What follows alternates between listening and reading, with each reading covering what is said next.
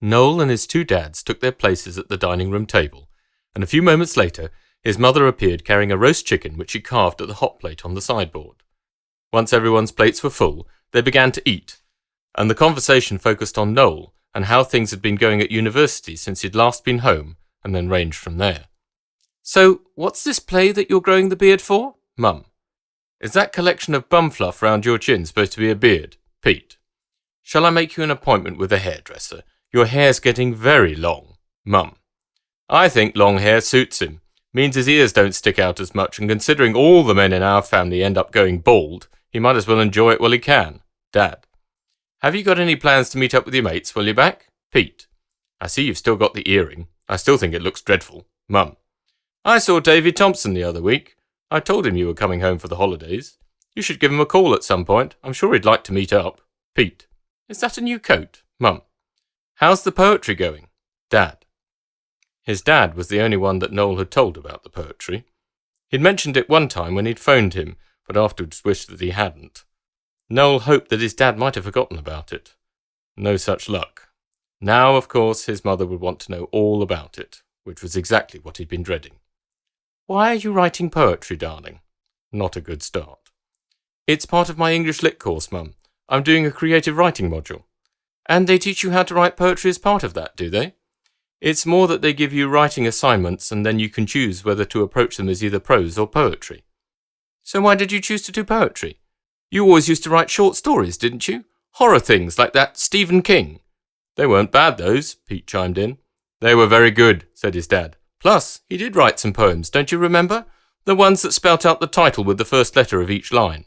"Agnostics," said Pete. "You mean acrostics," his mum replied, eager as always to draw attention to Pete's occasional malapropisms. "Yes, sorry." "That reminds me of that great joke," his dad said. "Did you hear about the dyslexic agnostic insomniac? He lay awake at night wondering whether or not there was a dog." Noel's dad and Pete both laughed hard at this, while his mum just shook her head. Noel took a sip of his wine and readied himself for her next round of questions. "But I thought you were trying to write scripts or plays." "Well, I am. This play I'm doing in January is something I've co-written, in fact. But on the course I wanted to try writing some poetry instead.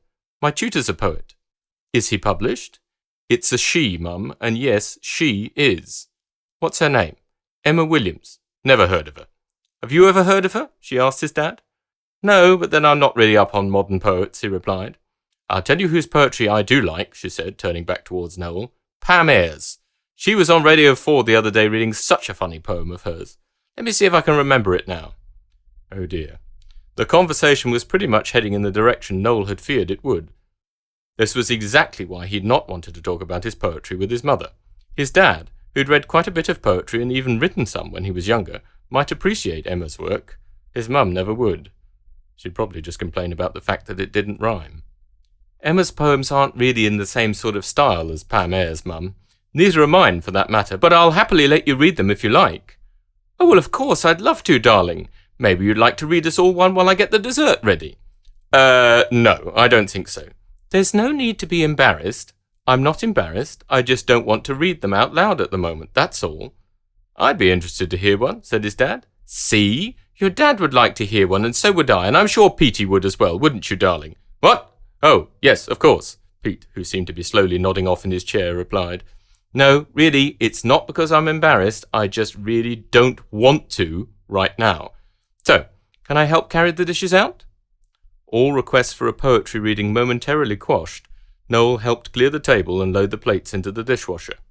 The rest of the meal and coffee continued over small talk about politics, in particular the relative merits of Tony Blair and whether he might win the next election, Christmas arrangements, and talk of various acquaintances whose latest comings and goings, health issues and family dramas Noel had very little interest in.